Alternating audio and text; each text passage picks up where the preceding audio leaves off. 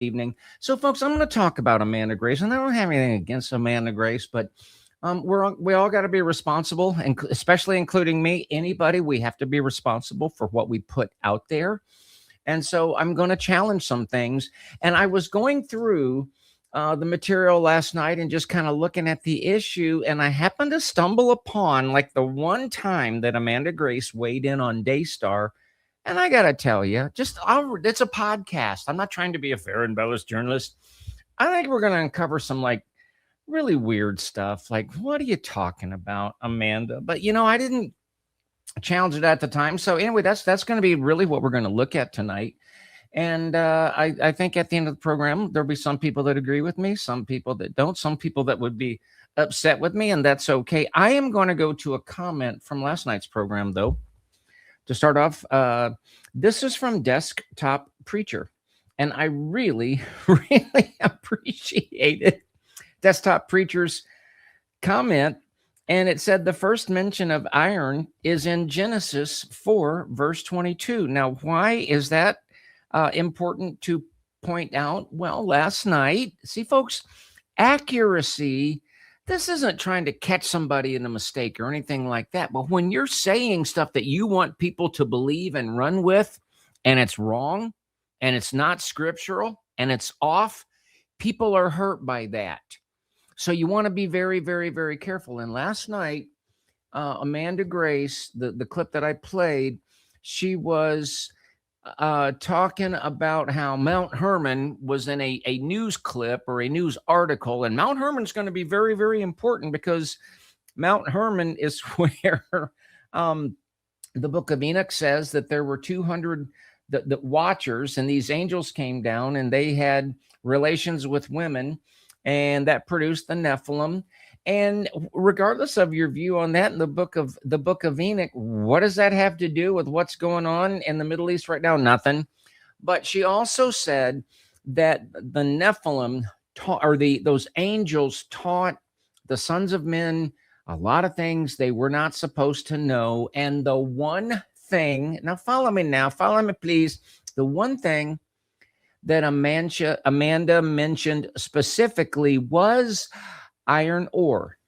The watchers, the angels that send, according to the account of the book of Nephilim, something happened, but that's dealt with in Genesis chapter 6. Please look it up if you're in question about it. It's dealt with in Genesis chapter 6, and according to Amanda, when you read the book of Enoch, that will tell you that the angels taught the sons of men about iron ore.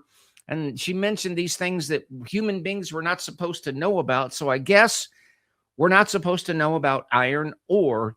But nonetheless, she mentioned one thing in particular, iron ore, and said the angels, and that would have been from the current, whatever took place in Genesis chapter 6, taught the sons of men about iron ore.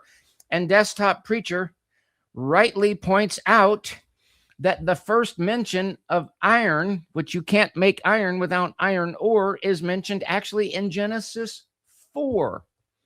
So what Amanda Grace said about the watchers teaching the sons of men about iron, no. They might have had some expertise about how to make your weapons sharper. So no, it was crazy. No.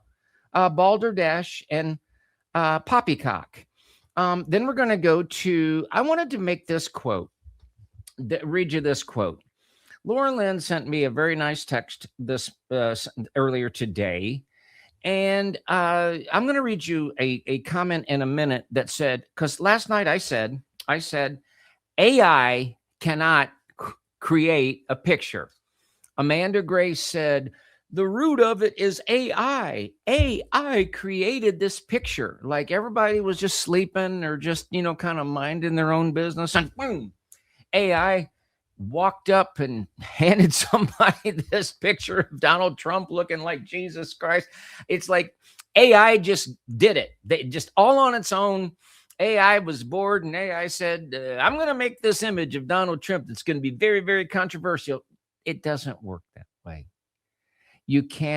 AI can't create anything. It's a tool, You can use your keyboard, or you can voice text into it, but it works off of text. Anyway, you can give it instruction and AI will do stuff, but AI cannot create all on its own a picture. And here's what Laura Lynn said that made a whole lot of sense. AI did not make that picture. A person using AI made the picture. Exactly. AI is no more evil than VHS recordings that brought pornography into everyone's home that wanted it.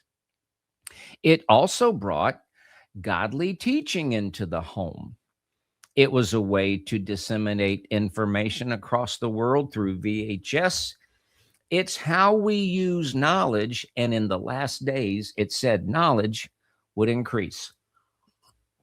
How very well said by our dear sister, Laura Lynn. So when this program is over, please hop on over to her. Folks, if you'd like to support the program, yeah, we're going to keep doing what we're doing. Absolutely. We're going to keep doing. You can go to ohioforfreedom.com. And we have a PayPal link, a bank card link, a Zelle link. We really, really, really, really so thankful and so much appreciate your support. That's how we continue to do what we do. We do have a P.O. Box, P.O. Box 344, Mason, Ohio 45040. Don't hate anybody, love everybody, but folks, we're not going to be snowed and won over by this PR stunt. And actually, AI is not the Antichrist. And I'll say it one more time. Amanda, you really going to look us in the eye and say you or nobody on your team uses any AI? I don't think so. Good night, y'all. I hear the sweet